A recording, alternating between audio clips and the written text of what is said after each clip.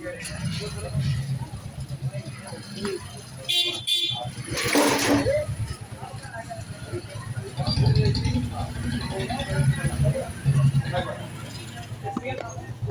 बहुत महंगा आइटम नहीं है,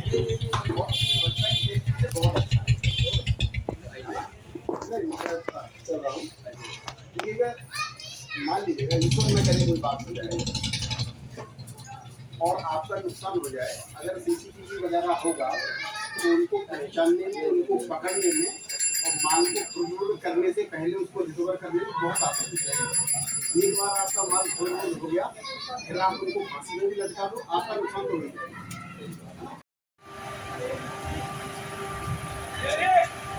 ठीक है ना, गंदगी फैलाने के लिए नाली में अगर मिलेगा ना दुकान कर दूंगा। मैं जो कह रहा हूँ उतना सुनो पहले, ये भी चिन्नी पिन्नी और ये कोई भी कागज वागज गिरेगा नहीं, ठीक है।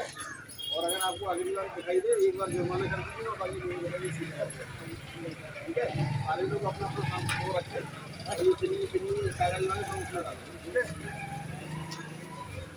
सर, आप नगर पंचायत बेनीगंज में किन किन स्थानों का आज निरीक्षण किया और क्या क्या खामियां मिली, जिसके तहत किन किन अधिकारियों को आदेशित किया गया?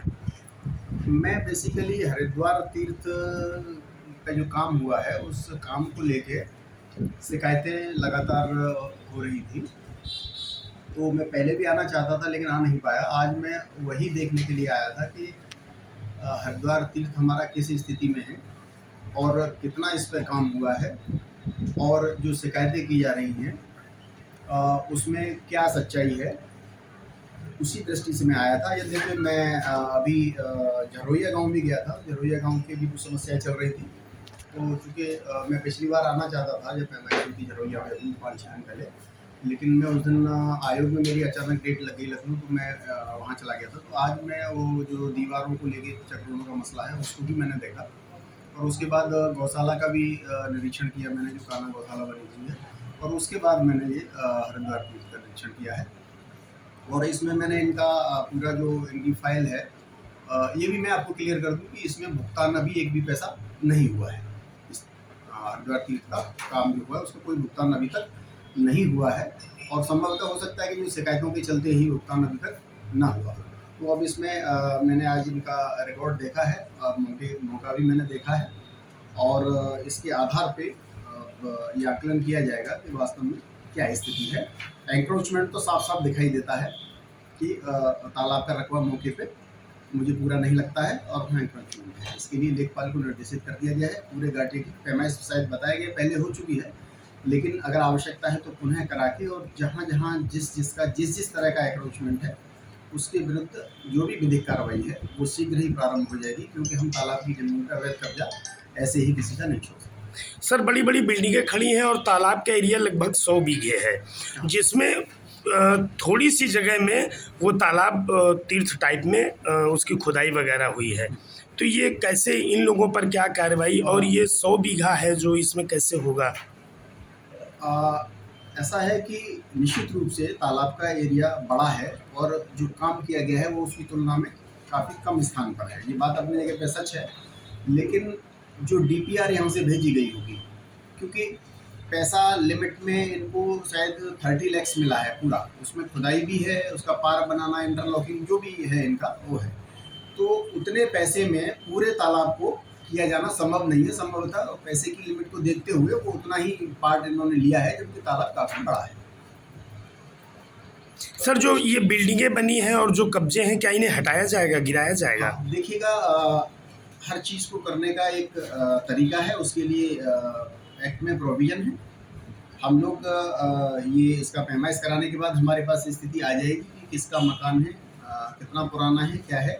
उसके हटाने की जो प्रक्रिया है, जो धारा 67 है जिसमें बेदखली की कार्रवाई होती है, तो निश्चित रूप से उसमें कार्रवाई करके और इनको बेदखली की जाएगी। कान्हा गौशाला में सर क्या खामियां मिली? जैसा कि सरकार भी कहती है हरे चारे के लिए, लेकिन सूखा भूसा ही अभी तक दिया जा रहा है। बिल्कुल, कान्हा गौशाला वैसे तो मुझे ओवरऑल ठीक लगी। मुझे सारे कर्मचारी भी वहाँ उपस्थित मिले। चारा, हरा चारे की बात मैं अभी बताता हूँ आपको। बाकी भूसा वगैरह, पानी की व्यवस्था, टीन शेड वगैरह सारी चीज़ें प्रॉपर हैं।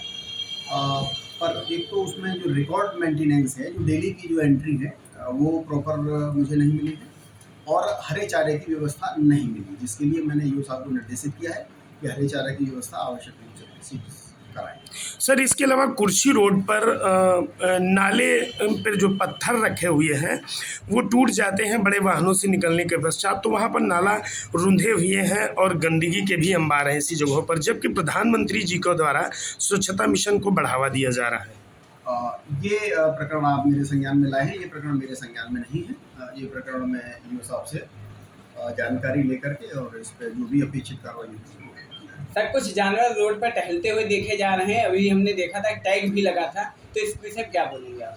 हाँ, जानवर टैग वाले हैं वो आपत्तिजनक है। बिना टैग वाले जानवर तो अभी भी हैं, जबकि प्रयास हर क्षेत्र पंचायत द्वारा और नगर पंचायतों द्वारा किया जा रहा है, और पिछले 1 महीने में काफ़ी जानवर जो है रोड्स वगैरह से हटा के गौशालाओं में भेजे गए हैं।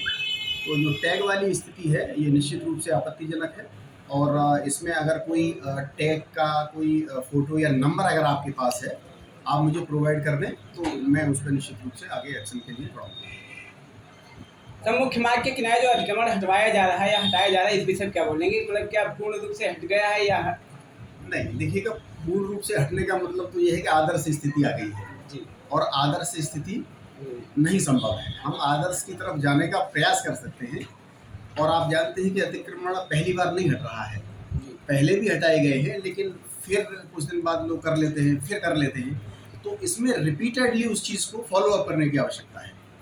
तो मेरा ईओ साहब को और सभी को निर्देश है, आज संडीला में भी मैंने सारा मार्केट क्लियर है। आप अगर संडीला गए होंगे तो अब दुकान के बाहर सामान आपको नहीं रखा मिलेगा, लेकिन फिर भी मैंने देखा कि 2-3 लोगों का अभी भी वो निकला हुआ है। तो आज फॉलो अप टीम गई है वहाँ, उनको हटाएगी, उनको जुर्माना लगाएगी। इसी तरह से ईओ साहब को भी निर्देशित किया गया है कि ये उसका फॉलो अप करें। ये नहीं कि एक बार हटा दिया और फिर नहीं देखना है, तो वो नहीं हट पाएगा। फॉलो अप करेंगे तो निश्चित रूप से सुधार। सर, बेनीगंज के बस स्टॉप पर नल लगे हुए थे पानी पीने के लिए, हालांकि ये स्थानीय दुकानदारों के द्वारा स्वयं के खर्चे पर लगाए गए थे। नगर पंचायत द्वारा उन्हें नोटिस करते हुए हटवा दिया गया, खुलवा दिया गया। सर, गर्मी के समय में अतिक्रमण के तहत तो आते हैं, उचित है, पर सर नलों का हटाया जाना कहीं न कहीं दुर्भाग्य का विषय। ये एज पर सिचुएशन उस पर विचार कर लेना चाहिए कि अगर वो बेशक अतिक्रमण की उस तरह की परिधि में आ रहे हों, लेकिन अगर उससे ट्रैफिक बाधित नहीं होता है और अन्यथा बहुत असुविधा नहीं होती है, तो वो उनको कंसिडर भी किया जा सकता है। सर, पटरी दुकानदारों का मेरा एक सवाल और है। पटरी दुकानदारों के द्वारा कहा जा रहा है कि पक्षपात पूर्व रवैये को अपनाते हुए हम लोगों पर ही अतिक्रमण का ठीकरा फोड़ा जा रहा है।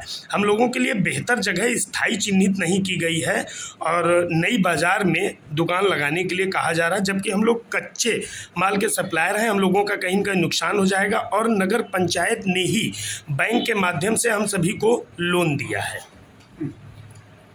वो जो प्रधानमंत्री स्वनिधि योजना के अंतर्गत लोन 10,000 या उसका कुछ प्रोविजन वो उनको दिलाया गया होगा, उसमें निर्देश ये है कि सभी ये जो रेहड़ी वाले या इस तरह के जो लोग हैं उनका पंजीकरण हो, और पंजीकरण के आधार पे वेंडिंग जोन ये लोग नगर पंचायत से चिन्हित हों, और उस वेंडिंग जोन में उनको स्थापित किया जाए।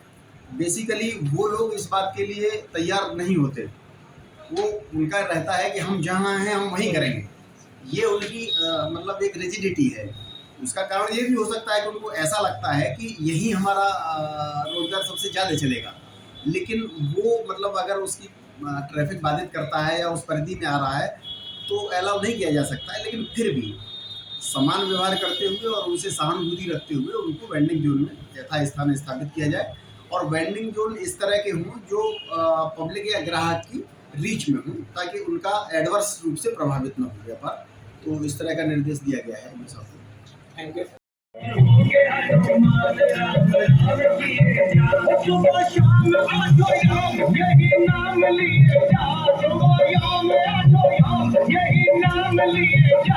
कुछ होंगे हनुमान राम राम किए कुछ होंगे हनुमान राम।